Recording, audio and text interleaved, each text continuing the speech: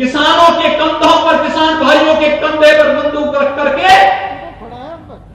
देश की सुरक्षा में सेंध लगाने का कार्य किया जा रहा है। ये स्वीकार्य नहीं हो सकता है।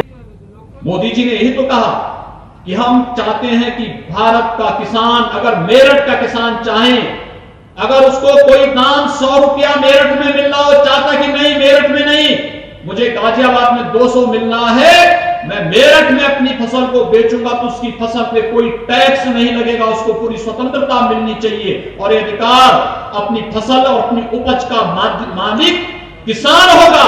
न मंडी समिति होगी, न सरकार होगा, न कोई बिचौलिया होगा।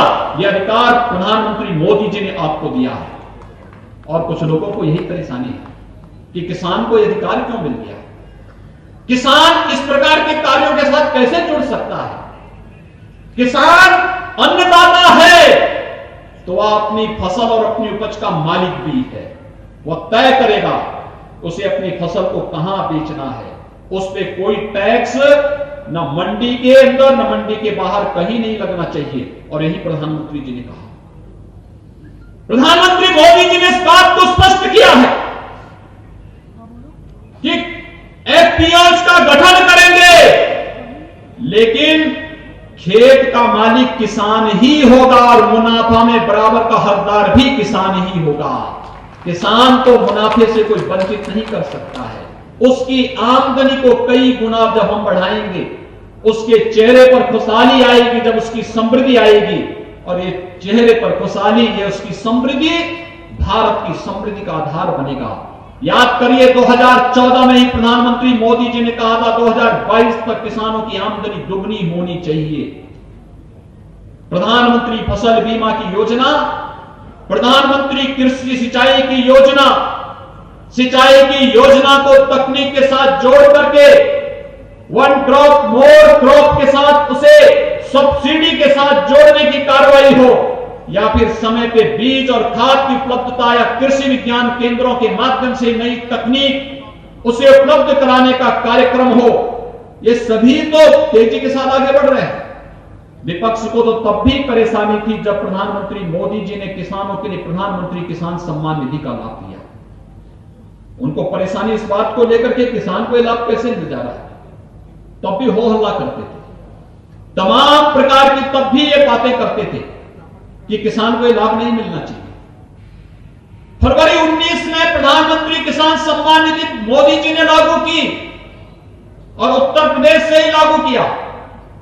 और उस समय जब इसे लागू किया गया तब भी कांग्रेस के लोग कहते थे कि चुनावी सगुफा है,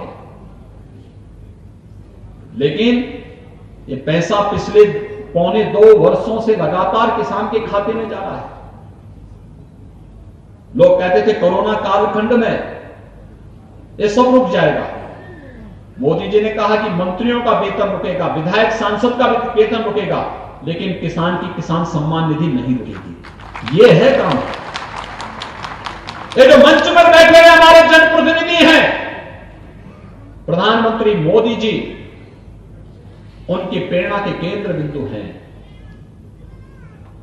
उनके लिए भारत की 135 करोड़ की आबादी ही अपना परिवार है, और भारत की 135 करोड़ आबादी के लिए, भारत के 135 करोड़ नागरिकों के जीवन में खुशहाली लाना, उनके जीवन में समृद्धि लाना, इसी कार्य के लिए उन्होंने अपना पूरा जीवन समर्पित किया है।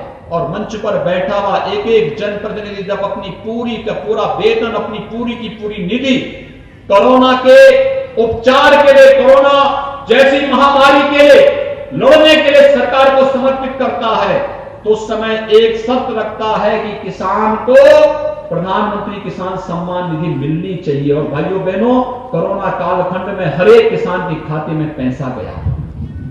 यह है कार्य। प्रदेश के अंदर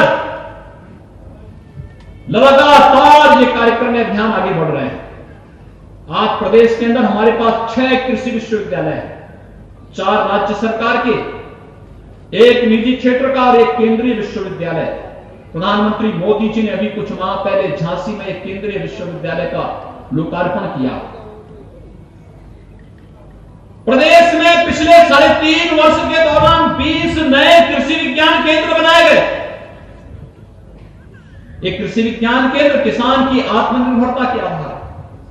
अभी जब मैं आ रहा था, किसान भाइयों को ट्रैक्टर दिए जा रहे थे, कृषि संबंधी उपकरण वितरण किए जा रहे थे। एक किसान के लिए भारत सरकार और प्रदेश सरकार के द्वारा दी जाने वाली योजनाओं का लाभ किसान तक कैसे पहुंचे, ये उसी का हिस्सा है। और इसीलिए आज मैं आप सबसे यही कहने के लिए आया हूं कि भाइयों बहनों, जिन्हें किसान की समृद्धि और किसान की प्रगति से आपत्ति है, वही लोग गुमराह करने के लिए नए नए स्वरूप छोड़ रहे हैं। और अब तो उन्होंने एक नई शर्त भी जोड़ दी है। नई शर्त क्या जोड़ दी है? जो भारत के टुकड़े टुकड़े करने के लिए नारेबाजी करते थे, आज उनके द्वारा कहा जा रहा है कि उनको जब पुलिस ने FIR दर्ज करके जेल के अंदर बंद किया तो कहा जा रहा है कि उनको पहले छोड़ो। यानी जो भारत विरोधी गतिविधियों में लिप्त हैं, भारत की एकता और अखंडता को नुकसान पहुंचाने के आदी हैं, जगह जगह दंगा भड़काने में जिन लोगों के षड्यंत्र सामने आए हैं,